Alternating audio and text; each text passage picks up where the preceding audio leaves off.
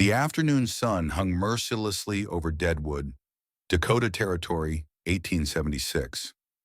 Mason Holt, 45, broad-shouldered, with eyes that had seen too much death, watched the chaos of the mining town from horseback. A former Confederate cavalry officer turned rancher, Mason wore his Remington revolver like other men wore wedding rings, a constant companion that had saved his life more times than he cared to count.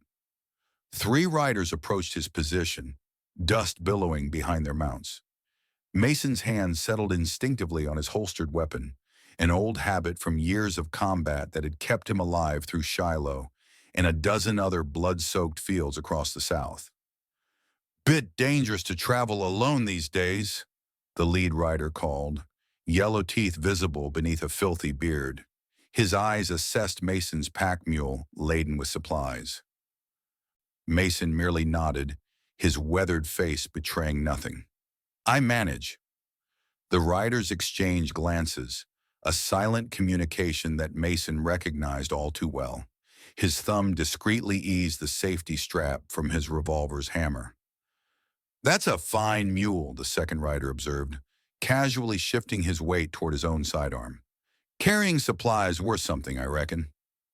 Mason held their gaze unflinching. "Nothing worth dying for."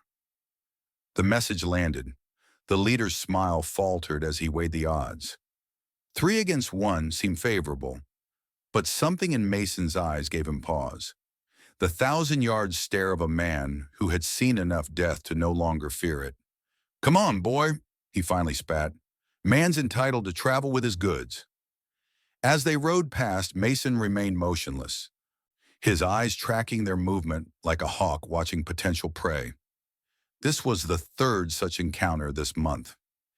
Ever since the discovery of gold in the Black Hills had brought a flood of desperate men to Dakota Territory, the wilderness had grown more dangerous, especially for a man with 2,000 acres of prime land that certain interests coveted.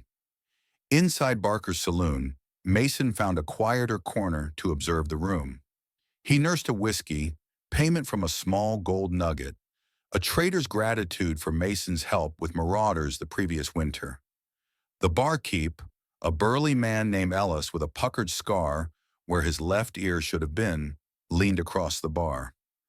"Ain't seen you in near 2 months, Holt," Ellis observed, wiping the counter with a rag that had seen better days. "Thought maybe the savages got you." "Been busy," Mason replied, eyes never stopping their methodical scan of the room. "Raiders hit my north pasture again Tuesday last.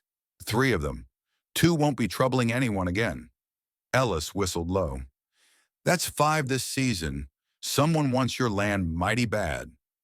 "Land's all a man has out here," Mason replied, draining his whiskey with practiced efficiency. "My brother Thomas paid for it in blood. I aim to keep it." A commotion erupted from the alley behind the saloon. Angry voices, the sound of a scuffle, a woman's sharp cry cut short. Most patrons deliberately ignored it, turning back to their cards and liquor. Mason set down his empty glass and moved toward the back door, hand already resting on his Remington. The scene in the alley struck him like a physical blow. A Lakota woman in a torn deerskin dress stood surrounded by 5 men, her copper skin gleaming with sweat in the late afternoon light. Though her face remained stoic, her eyes held a terror she was fighting to control. The man gripping her arm swayed drunkenly, an empty whiskey bottle dangling from his fingers. $5, he shouted, spittle flying from his mouth. "Any one of you bastards got $5 can have her. She's worth more than I ever got from her anyway." The other men laughed, closing in. One kicked dirt toward her feet while another reached for the torn edge of her dress, exposing more skin. She didn't scream or fight, her stillness born of hopelessness rather than submission. Mason recognized the drunk immediately. Chuck Wilson, a failed prospector known for drinking away what little he managed to scrape from his worthless claim. Word around Deadwood was he'd married a Lakota woman after being thrown out of 3 mining camps for theft. "Let her go!" Mason's voice cut through the laughter. quiet but carrying the unmistakable command of someone accustomed to being obeyed. The alley fell silent. The woman's eyes darted to Mason, a flicker of surprise breaking through her fear. Wilson squinted through bloodshot eyes. "Holt! You looking to buy yourself an Indian whore?"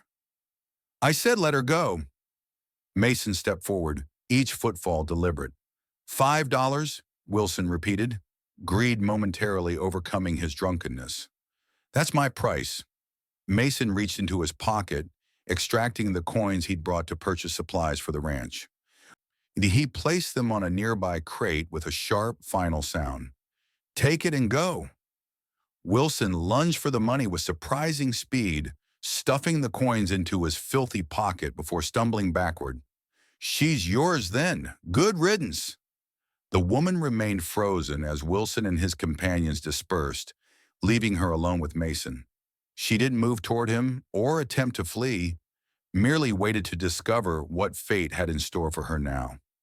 Mason approached slowly, keeping his movements deliberate. He didn't touch her exposed skin, taking her carefully by the elbow and guiding her from the alley. When the torn dress shifted with movement, he adjusted it wordlessly, preserving her dignity. Confusion flickered across her face at his gentleness. Mason led her to his horse, lifting her carefully onto the saddle before mounting behind her. "You paid for me," she finally said as they rode from town, her English clear despite a subtle accent. Mason's jaw tightened. "No, I paid to stop what was happening." They rode in silence as the landscape changed from Deadwood's chaotic sprawl to open country. When his ranch came into view, a solid cabin with outbuildings nestled in a protected valley, she studied it carefully, assessing her new situation. "My name is Mason Holt," he offered as they dismounted. "This is my ranch." "Ayasha," she replied simply, her voice barely audible. "I am 32 summers." Inside the cabin, Mason lit a lantern, illuminating a space that was sparse but orderly. A single bed, a wooden table with 2 chairs, a stone fireplace, and shelves lined with supplies. A well-maintained rifle hung above the door, and a bookshelf held a dozen worn volumes. Ayasha stood uncertainly in the center of the room, still clutching the torn edge of her dress. As the lantern light strengthened, Mason noticed something hanging around her neck, a small medallion on a leather cord, partially hidden by her dress. His body went rigid, recognition flashing across his features. "That pendant, where did you get it?" Ayasha's hand flew protectively to her throat. "I found it 2 winters ago." Mason stepped closer, struggling to control his voice. "May I see it?" After a moment's hesitation, she pulled the medallion forward, a silver disc engraved with crossed rifles and the initials TH. "Thomas Holt," Mason said, his voice barely audible. "My brother. He was killed 2 years ago." Ayasha's eyes widened with sudden understanding. "The man who saved me?" "What do you mean?" Mason's intensity made her step back. "There were men, raiders. They attacked my hunting party near the sacred mountain. A white man fought them." Her fingers traced the medallion reverently. "He was wounded badly. Before he died, he gave me this. Told me to keep it safe." Mason turned away, his shoulders rigid with suppressed emotion. "Did you see their faces? The men who killed him?" "One. He had a scar." She traced a line from her eye to her jaw. "He works for the mining man. Barlow." Frank Barlow. The name hit Mason like a physical blow. The region's most powerful mine owner had been pressuring him to sell his land for months, claiming it contained a rich vein of gold. Mason had refused, honoring his brother's dream of building a cattle empire in the territory. "Why was Wilson really trying to sell you?" Mason asked, the pieces beginning to align in his mind. Ayasha hesitated before answering. "I know things. About the mountains, about where the gold truly lies." Her voice hardened. "About what Barlow does to my people, when he finds them on land he wants. Mason nodded slowly, understanding dawning. Then we both have reason to fear Barlow, and perhaps reason to help each other.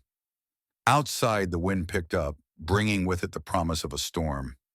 Inside, an unlikely alliance began to form between a grieving rancher and a woman who carried the key to both vengeance and justice. For 3 days, Mason and Ayasha established an uneasy routine. She slept in his bed while he took the floor near the fireplace. During daylight hours, they worked separately, Mason tending livestock and repairing fences, Ayasha gathering herbs and preparing meals from his dwindling supplies. On the fourth morning, Ayasha approached him as he cleaned his Remington on the porch. Her posture had changed, less hunched, more determined. "You have rifles," she said without preamble. "Will you teach me to shoot?" Mason studied her, noting the resolution in her stance. "Why? I will not be helpless again." The statement carried the weight of a vow. Over the next week, Mason instructed Ayasha in firearms, first with his spare Colt revolver, later with a Winchester repeating rifle.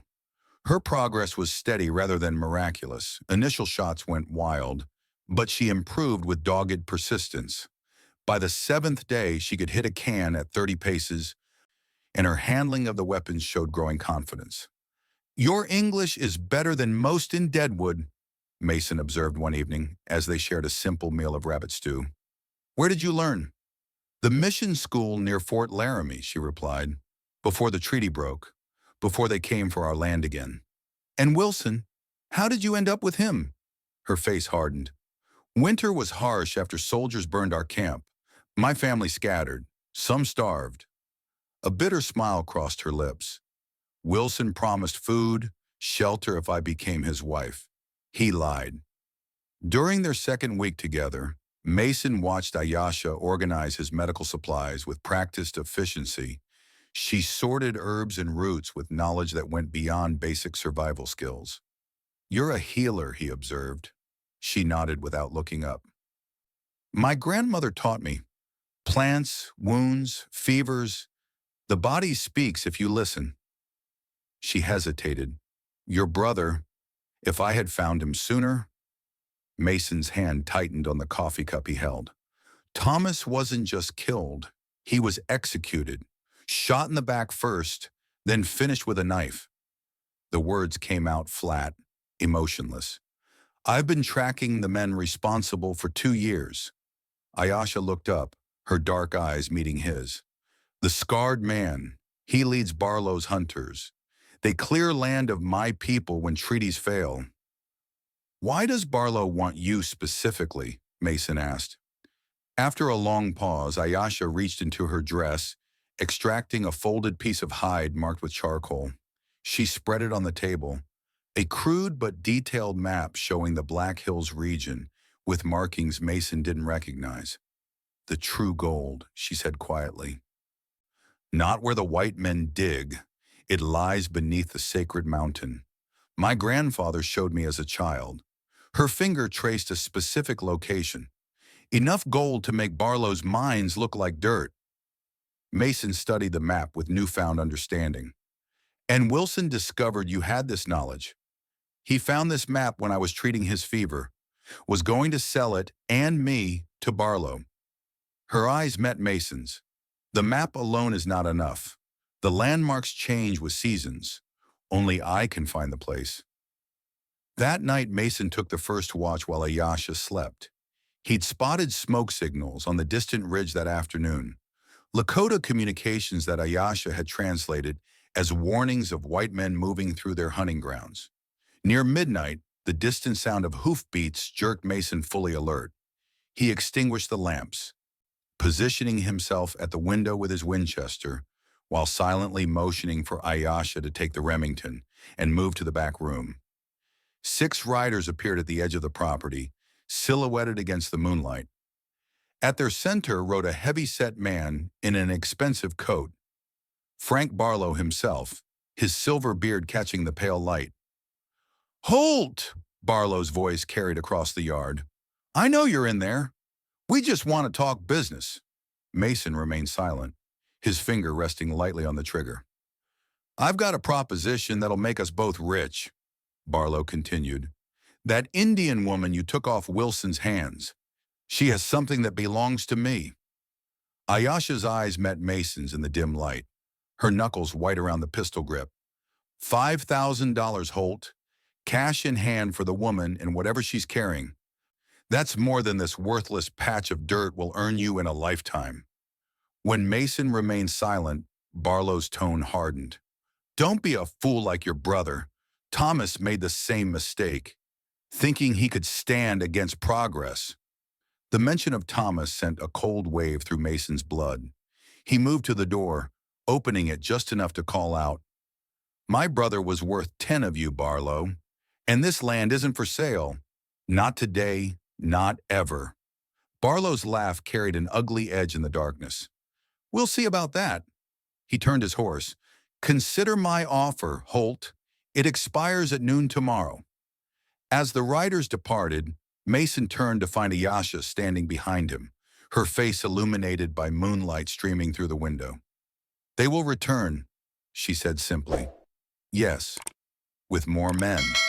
Mason nodded. "We won't be here when they do." Under cover of darkness, they prepared for departure. Mason packed essential supplies, ammunition, and food. Ayesha gathered her medicines and carefully refolded her map. By midnight, they were ready. "There's a line shack," Mason explained as they saddled the horses, "in the high country, 15 miles northeast. Thomas and I built it 3 summers ago. Remote, defensible." As they mounted up, a flash of movement at the tree line caught Mason's attention. He reached for his rifle just as the first shot cracked through the night, splintering wood inches from his head. "Ride!" he shouted, returning fire as Ayesha spurred her horse forward. The ambush had been well planned, 4 men positioned around the property. Mason fired again, satisfaction grim as one of the attackers fell. Then he was galloping after Ayesha, bullets kicking up dirt around them as they crashed through the undergrowth toward the mountain trail. The pursuit continued for miles through the darkness. Mason led them through a creek bed, doubling back twice to confuse their trail, before finally cutting up through a nearly invisible game path that wound steeply into the foothills. By dawn, they had reached the line shack, little more than a one-room cabin built into the side of a cliff, offering a commanding view of the valley below. Mason unsaddled the exhausted horses, while Ayesha scanned their back trail for signs of pursuit. "I count 2 still following," she reported, "moving slow, tracking." Mason checked his ammunition. "They'll find us eventually." "Then we face them here?" Her question carried no fear, only practical assessment. Mason studied her. This woman who had endured captivity, abuse, and now mortal danger without breaking. Something shifted in his perception, a recognition of the kind of courage he'd seen in the best men he'd fought alongside. "No," he decided. "We set the trap elsewhere." They spent the morning preparing an ambush point half a mile from the cabin, where the trail narrowed between 2 boulders. Mason positioned himself with the Winchester, while Ayesha waited higher up the slope with the Colt revolver and a supply of loose rocks. The hunters arrived near midday, the scarred man Ayesha had described leading another rider. They dismounted at the narrow pass, studying the ground for tracks. "That's him," Ayesha whispered. "Barlow's butcher, the one who kills for pleasure. His name is Reeves." Mason sighted down his rifle, centering on Reeves's chest. His finger tightened on the trigger. Vengeance for Thomas, just 1 pound of pressure away. "Wait," Ayesha hissed. "Listen." The men were speaking, their voices carrying in the mountain air. "Barlow wants them alive," the second man was saying. "Especially the woman." "What's so special about some Indian whore?" Reeves spat. "She's Laughing Bear's granddaughter. Old man showed her the sacred mountain before he died. She's the only one who knows where the mother lode is." Mason held his position, new understanding dawning. This wasn't just about the map. Ayesha herself was the key. Her knowledge went beyond what was drawn on the hide. Reeves laughed. Guess that's why Barlow had us kill that interfering Holt fellow 2 years back. He was helping the Indians escape the new mining territory. The confirmation of Thomas's fate crystallized something in Mason's chest. His vision narrowed, the world contracting to nothing but his target and the pressure of his finger on the trigger. The Winchester cracked, echoing across the mountainside. Reeves dropped without a sound, a red stain blossoming on his chest. The second hunter dove for cover, firing wildly toward Mason's position. Ayesha's signal came with the cascade of rocks she sent tumbling down the slope, forcing the remaining hunter to scramble away from his cover. Mason's second shot caught him in the shoulder, spinning him around. That's for my brother, Mason said, emerging from his position with his revolver drawn. The wounded man looked up, blood seeping between the fingers clutching his shoulder. You're dead, Holt. Barlow will bring 20 men next time. There won't be a next time, Mason replied. Not for you. As the echo of the final gunshot faded across the valley, Ayesha approached, her face solemn. She knelt beside Reeves, searching his pockets with practiced efficiency. Here, she said, extracting a folded paper. Orders from Barlow. Mason read the document, his expression hardening. It detailed plans not just for his elimination, but for a coordinated effort to drive the remaining Lakota from the Northern Territory, by whatever means necessary. This is enough to bring the army down on him, Mason observed, if we can get it to the right people.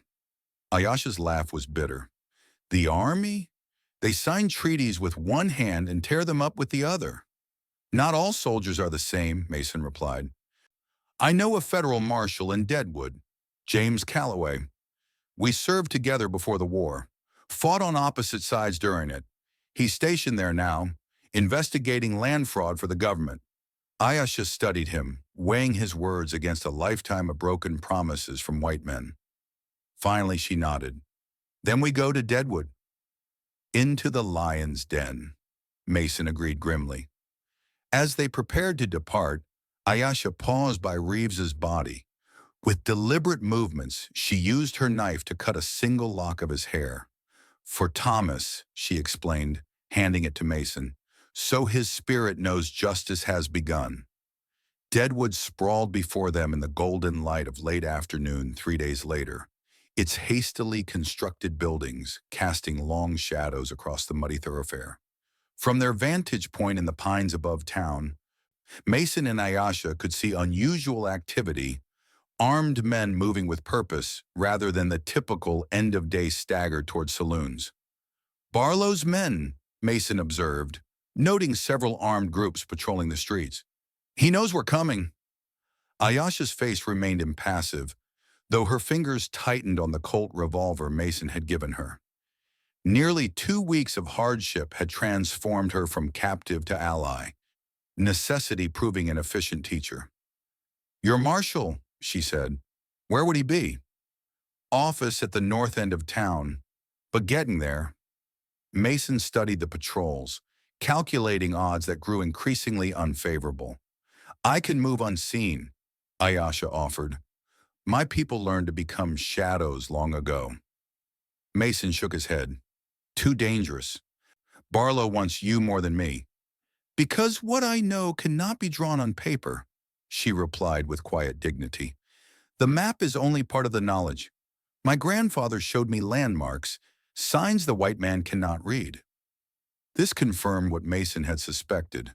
Ayesha herself was the true prize. Her capture would give Barlow access to the richest gold deposits in the territory, wealth that would make him unstoppable. We go together, Mason decided. After dark. Night fell over Deadwood like a burial shroud, bringing with it a heavy mist that crept through the streets in ghostly tendrils. Mason and Ayesha moved through the shadows behind buildings, avoiding the lantern-lit main street where Barlow's men maintained their vigil. They had nearly reached the marshal's office when a door burst open beside them, light spilling across their path. Chuck Wilson stumbled out, drunk and muttering. His bloodshot eyes widened upon seeing Ayesha. You, he slurred, reaching clumsily for the gun at his hip. Mason moved with practiced speed, his fist connecting with Wilson's jaw before the man could draw. Wilson crumpled, unconscious before he hit the ground. Should have killed him, Ayasha said coldly, looking down at her former captor. He'll face justice, Mason promised, along with Barlow. The marshal's office was dark, its door locked.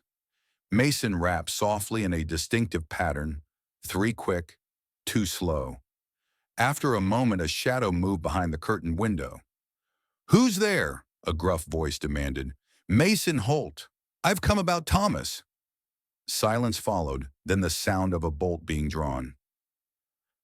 The door opened just enough to reveal Marshal James Calloway, a tall man with iron-gray hair and the weathered face of someone who had seen too much of humanity's worst impulses. Get in, he ordered, quickly securing the door behind them. You've stirred up a hornet's nest, Holt. Barlow's offering $500 for information on your whereabouts. We have evidence of his crimes, Mason replied, producing the orders they'd taken from Reeves. Murder, conspiracy, land theft. Calloway examined the document, his expression grim. This would be enough if Barlow hadn't bought the sheriff and half the town council. He looked up. Judge won't arrive for the circuit court for another 2 weeks. We don't have 2 weeks, Mason countered. Barlow's men nearly killed us once. They won't fail again. Ayasha stepped forward, removing her precious map from inside her dress. There is more at stake than just our lives. Barlow seeks the sacred mountain.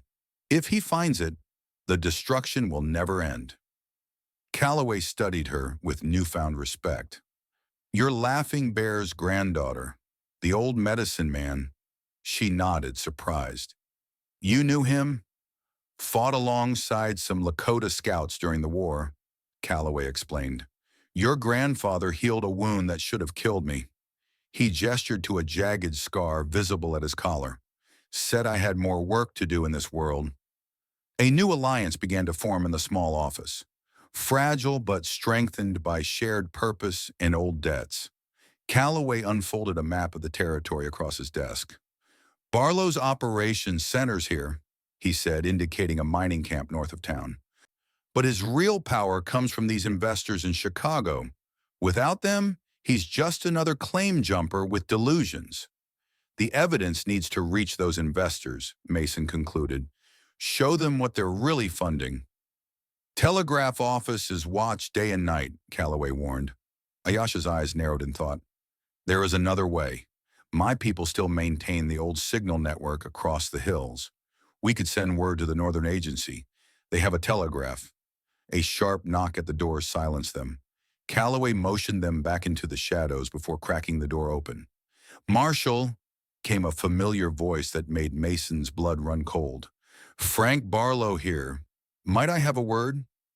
Calloway hesitated only momentarily before opening the door wider. Mr. Barlow, what brings you out at this hour? Barlow entered, flanked by 2 armed men. His expensive coat and gold watch chain marked him as a man of means, but his eyes held the calculating coldness of a predator. Just checking if you've had any news about those fugitives, Barlow said smoothly. A dangerous pair, the Holt fellow and that Indian woman. Murdered 2 of my security men up in the hills. From their hiding place in the back storage room, Mason and Ayasha could see the confrontation through a small gap in the door. Mason's hand tightened on his revolver, counting the odds. 3 men in the front office. Unknown numbers, potentially waiting outside. Haven't seen them, Calloway replied evenly. But I'll certainly keep an eye out. Justice must be served. Barlow's smile didn't reach his eyes. Indeed it must. Speaking of justice, I've received troubling reports about your associations during the war. Sympathies with certain tribes. His tone made the accusation clear. The town council might find such history concerning in a law officer. Is that a threat, Mr. Barlow? Calloway's voice remained steady. Merely an observation. Barlow adjusted his coat. We all have pasts that can return to haunt us. Good evening, Marshal. After Barlow departed, Calloway secured the door and rejoined Mason and Ayesha. We move tonight, he decided. I have a few men I trust, veterans who owe me. We'll get your evidence to the agency at first light. And Barlow? Mason asked. Leave him to me, Calloway said grimly. Been waiting for the chance to bring him down since he had that family of Chinese miners slaughtered last spring. The plan came together quickly. Calloway would create a diversion at the saloon owned by Barlow's brother-in-law, drawing attention to the south end of town. Meanwhile, Mason and Ayesha would slip out the northern trail, carrying both the documentary evidence and Ayesha's knowledge to the federal Indian agent, who had been building a case against the mining operations for months. As they prepared to leave, Calloway handed Mason a sealed envelope. If I don't make it, give this to Agent Harper at the Northern Agency. Names of witnesses, burial locations. Everything I've gathered on Barlow for 3 years. Outside, the mist had thickened, providing additional cover as they moved toward the livery stable where Calloway had arranged for fresh horses. They had nearly reached it when gunfire erupted from the direction of the saloon, the diversion beginning ahead of schedule. Something's wrong, Mason muttered, drawing his revolver. A shadow detached itself from the alley beside them. Chuck Wilson, a nasty gash on his forehead from Mason's earlier blow, but his gun now leveled at Ayesha.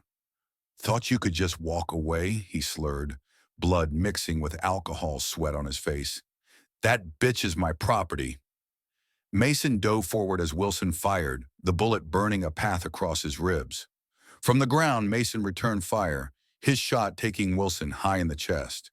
The man staggered backward, a look of surprise replacing his hatred before he collapsed.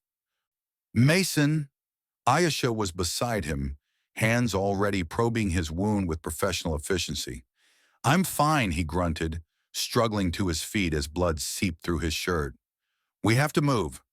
The gunfire at the saloon had escalated into a full-scale battle, flames now visible against the night sky.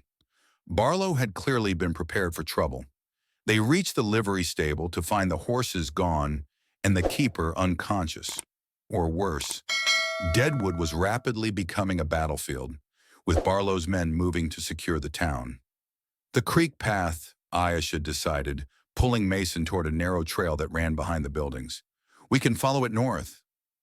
They had covered half a mile, the sounds of chaos in Deadwood fading behind them, when riders appeared on the path ahead. 3 men, rifles ready. Mason pushed Ayesha behind him, raising his revolver despite knowing he was outgunned.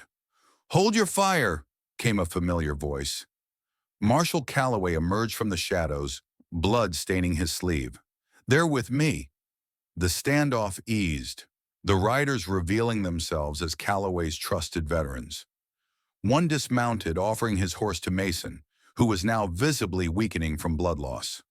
Barlow's burning the town to flush you out, Calloway explained, claiming you're dangerous fugitives. We need to get to the agency before his men cut off the trails. The night journey through the hills tested their endurance to its limits.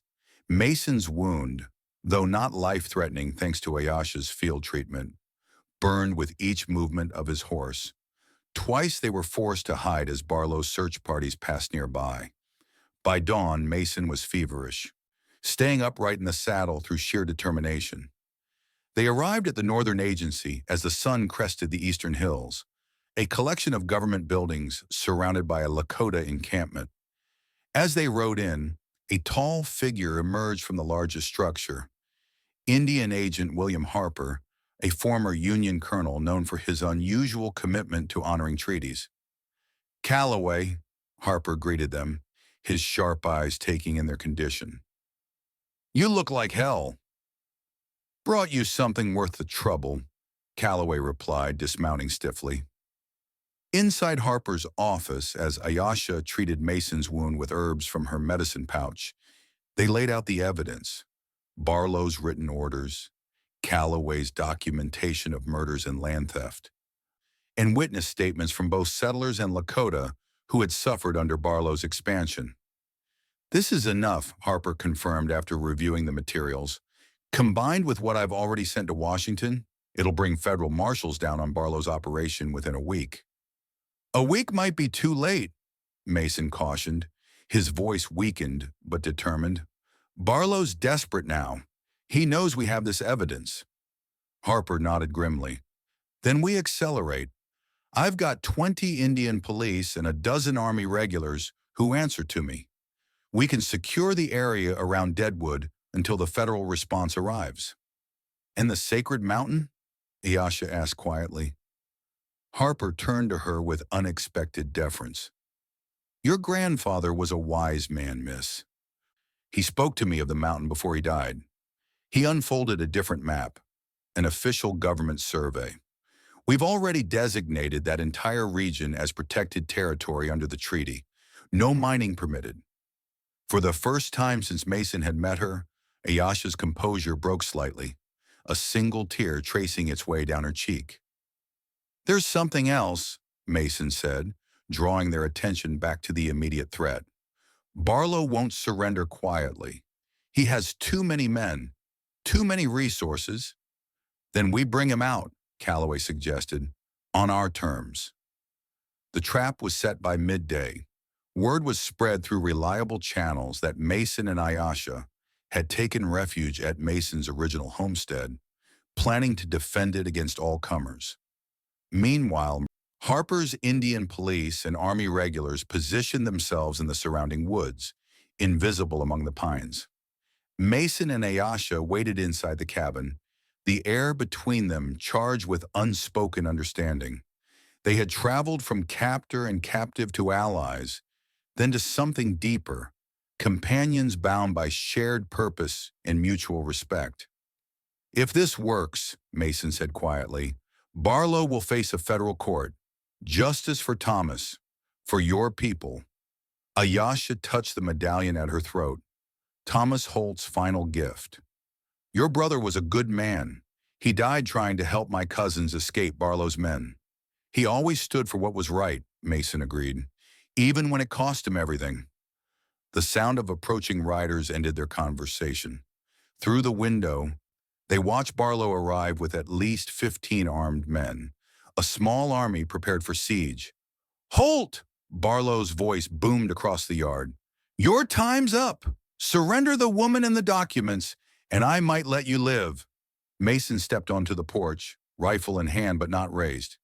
It's over, Barlow. Federal authorities have the evidence. Army's on its way. Barlow's laugh was ugly with desperation. You think I care?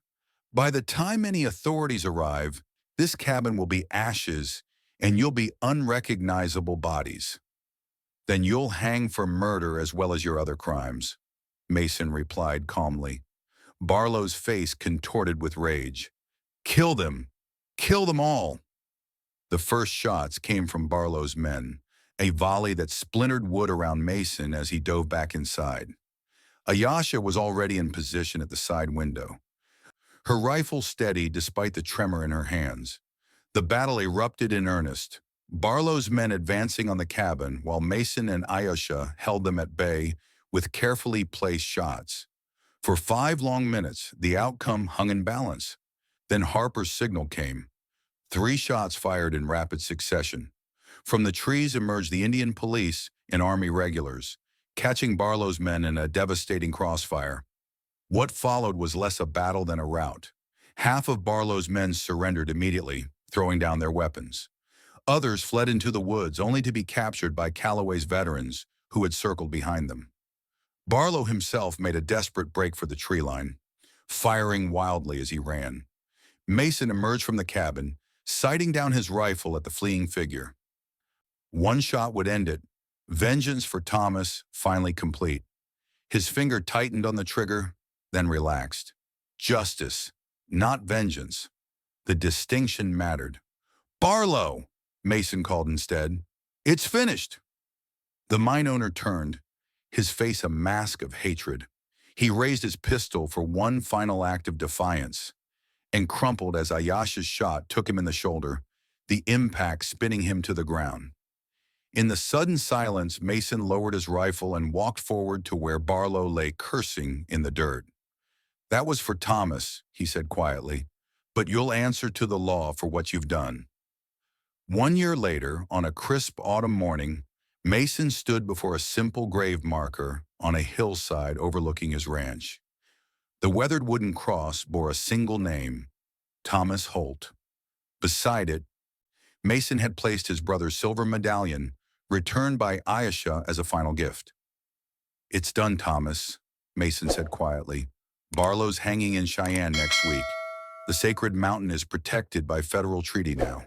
He paused, emotion thickening his voice. "You would have liked that." The sound of approaching hoofbeats made him turn. Ayesha rode toward him, no longer dressed in the torn deer skin of their first meeting, but in practical riding clothes that combined elements of both her worlds. "The Northern Treaty passed," she announced without preamble as she dismounted. "The sacred mountain will remain untouched." Mason nodded in satisfaction. Thomas would be proud. Ayesha joined him beside the grave, her presence solid and reassuring. "Agent Harper offered me a position as liaison between the agency and my people. You'll take it?" "I told him I had responsibilities here first." Her dark eyes met his, direct and uncompromising. "This land belonged to your brother. Now it's yours. What will you do with it?" Mason considered the valley stretching before them, the stream where Thomas had taught him to fish, the meadows where they'd planned to raise cattle, the forest that had sheltered them both. "Build something," he finally said. "Something that honors what Thomas stood for." Ayesha nodded, understanding the deeper meaning. "A place where both our peoples can find respect, justice." "It won't be easy," Mason cautioned. "Nothing worthwhile ever is." She placed her hand on his arm, a gesture of partnership rather than dependence. From the valley below, smoke rose from the chimney of Mason's rebuilt cabin, larger now, with a separate room where Ayesha treated the sick who came from both the white settlements and Lakota camps. The stable housed a dozen horses, the beginning of the ranch Thomas had dreamed of building. As they walked back toward the cabin together, Mason paused to look once more at his brother's grave. The morning sunlight caught the silver medallion, making it shine like a beacon against the weathered wood. "He's at peace now," Ayesha said softly. Mason nodded, his hand finding hers. "We all are." Behind them, Thomas's rifle hung above the cabin door, no longer a weapon of vengeance, but a guardian of the peace they had forged at such great cost. The end.